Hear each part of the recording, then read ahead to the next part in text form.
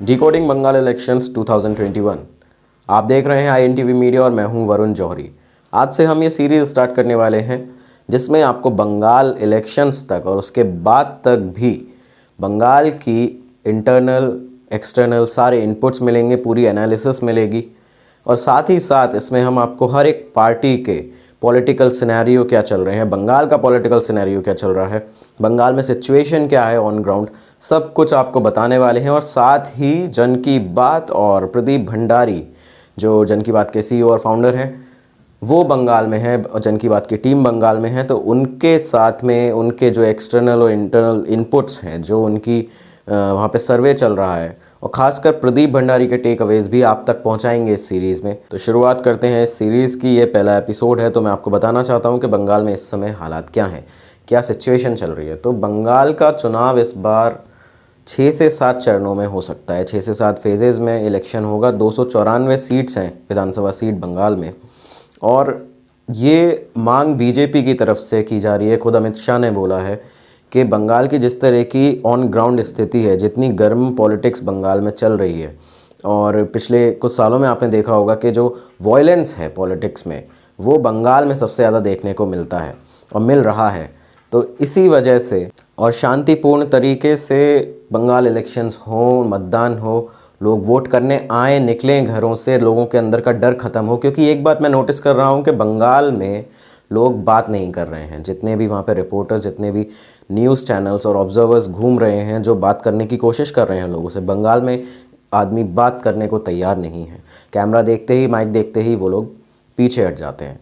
तो ये बीजेपी और अमित शाह की तरफ से एक मांग है इलेक्शन कमीशन से भी, और उन्होंने बोला भी है कि 6 से 7 चरणों में मतदान कराए जाएं जिससे प्रॉपरली इलेक्शन हो। खैर, ममता बनर्जी और TMC की तरफ से इस तरह की कोई भी मांग सामने नहीं आई है। अगली बात करते हैं कि डेट कब डिसाइड होगी। डेट डिसाइड होने का जो प्रक्रिया थी वो 15 तारीख से 15 फरवरी से शुरू हो चुकी है और ये कहा जा रहा था कि 1 से 2 दिन के बीच में बंगाल चुनावों की डेट और कितने फेज़ में इलेक्शन होगा ये सामने पता चल जाएगा, पर अभी तक कोई इस तरह की जानकारी नहीं आई है। पर इसी के साथ एक फ़ोटो ज़रूर वायरल हो रहा था फेसबुक पे और ट्विटर पे, जिसमें 2019 लोकसभा चुनाव की बंगाल की जो डेट्स थी उनमें थोड़ा सा चेंज करके ये बताया जा रहा था कि ये 2021 के बंगाल इलेक्शंस का स्केड्यूल है, टाइम टेबल है। तो खैर, इसके अलावा ममता बनर्जी का जो टेन्योर है बंगाल में एज अ CM वो 30 मई 2021 को, अभी 30 मई को ख़त्म हो जाएगा। उसके पहले ये चुनाव हो चुके होंगे और हमें पता चल जाएगा कि कौन बंगाल का अगला मुख्यमंत्री होगा और किसकी बंगाल में सरकार होगी। इसी के साथ बीजेपी ने जो बीजेपी के दावे हैं वो ये हैं, बीजेपी का कहना है कि हमारा जो मिशन है वो बंगाल में CM चेंज करना नहीं है। हमारा मिशन बंगाल में है कि बंगाल की जो स्थिति मौजूदा चल रही है उसको चेंज किया जाए। बीजेपी का एक बहुत बड़ा जो एम उन्होंने बनाया है वो इसको अपनी हर सभाओं में वहाँ पे बोल रहे हैं, सोनार बांग्ला। सोनार बांग्ला से उनका मतलब है वो हर बार एक चीज़ वहाँ पे बताते हैं लोगों को कि हिस्ट्री में, जो इतिहास में बंगाल का सिचुएशन थी और पोजीशनिंग थी वो इस तरह से थी भारत में कि जो चीज़ कहा जाता था कि जो चीज़ भारत में कल आने वाली है वो बंगाल में आज आ चुकी है। बीजेपी का कहना है कि ये जो बंगाल की सिचुएशन थी, पोजीशनिंग थी और इमेज थी, ये चेंज हो चुकी है विद टाइम। बहुत पिछले कुछ सालों से, जब से ममता बनर्जी की सरकार है और जिस तरह का वॉयलेंस और चीज़ें वहाँ पे हो रही हैं बंगाल में। बात करते हैं CM फेस की, तो एक तरफ है बीजेपी, दूसरी तरफ है TMC। इन दोनों में ही अभी बंगाल का जो चुनाव है उसमें टक्कर दिखाई दे रही है। बाकी हम अपने आगे के एपिसोड में बात करने वाले हैं कि कांग्रेस और जो अलायंस करने वाली है कांग्रेस जिन पार्टीज़ के साथ और बाकी जो पार्टियां हैं उनकी क्या पोजीशनिंग, क्या इमेज है, क्या वो टक्कर दे पाएंगी इस चुनाव में इन दो पार्टियों को, या वोट काटने का काम करेंगी, या फिर कितनी सीटें वो पार्टियां निकाल सकती हैं इस चुनाव में। फिलहाल बात करें CM फेस की, तो TMC की तरफ से बट ऑब्वियस है और 99% चांसेस हैं कि ममता बनर्जी ही दोबारा बंगाल की CM बनेंगी अगर TMC जीतती है तो। अगर बीजेपी जीतती है तो यहाँ बिल्कुल उल्टी परिस्थिति है। इस समय बिल्कुल भी अंदाज़ा नहीं है कि बीजेपी की तरफ से CM फेस कौन होगा, ये डिस्क्लोज़ नहीं हुआ है। इंटरनल जो इनपुट्स थे वो ये थे कि कैलाश विजयवर्गीय जो बीजेपी के बंगाल प्रभारी हैं वो इस बार CM बन सकते हैं बंगाल के, अगर बीजेपी जीतती है तो। लेकिन अमित शाह ने यह साफ कर दिया है अपने एक रीसेंट इंटरव्यू में, और उन्होंने पब्लिकली कहा है कि बीजेपी की तरफ से जो बंगाल का चीफ मिनिस्टर होगा वो बंगाली ही होगा, वो नॉन बंगाली नहीं होगा, वो बाहरी इंसान नहीं होगा। देश के जाने माने सेफोलॉजिस्ट प्रदीप भंडारी अपनी टीम जन की बात के साथ ऑन ग्राउंड पहुंच चुके हैं बंगाल में, और करीबन 1000 किलोमीटर वो अभी तक ट्रेवल कर चुके हैं, सफ़र कर चुके हैं, लोगों के बीच में पहुंच के आप तक सारी अपडेट्स पहुंचा रहे हैं। प्रदीप और उनकी टीम के अपडेट्स और इंटरनल इनपुट्स के बारे में उनको एनालाइज भी हम करेंगे और आप तक पहुंचाएंगे कि क्या वहां पे सिनेरियो चल रहा है। जो मेन प्रॉब्लम उनको भी फेस करनी पड़ रही है, उनकी टीम को और ख़ुद प्रदीप भंडारी को, कि लोग बात करने को तैयार नहीं हैं। जैसे कैमरा देखते हैं वैसे ही लोग पीछे हटने लगते हैं, और ये बात प्रदीप भंडारी ने अपने एक रीसेंट वीडियो में बताई भी थी।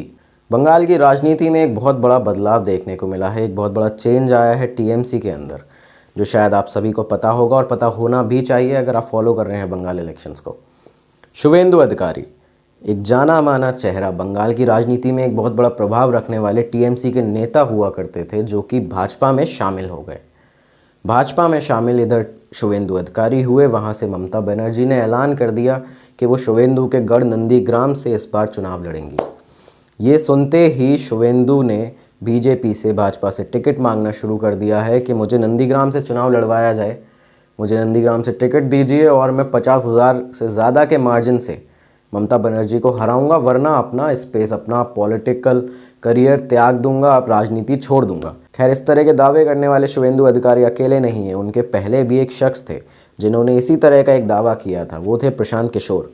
प्रशांत किशोर ने तहलका मचा दिया था अपने एक ट्वीट से, जब उन्होंने उसमें लिखा था कि बंगाल में अगर बीजेपी इस बार 100 वोटों से ज़्यादा ले आती है, 100 का आंकड़ा भी पार कर जाती है, तो मैं अपना पॉलिटिकल स्पेस छोड़ दूंगा।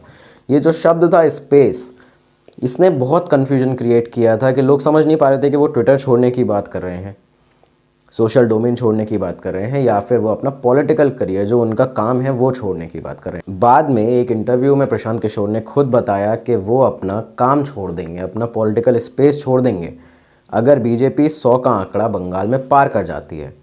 खैर, ये दो सिनेरियो हैं, एक शुवेंदु अधिकारी और एक प्रशांत किशोर का, दोनों के अलग अलग दावे हैं।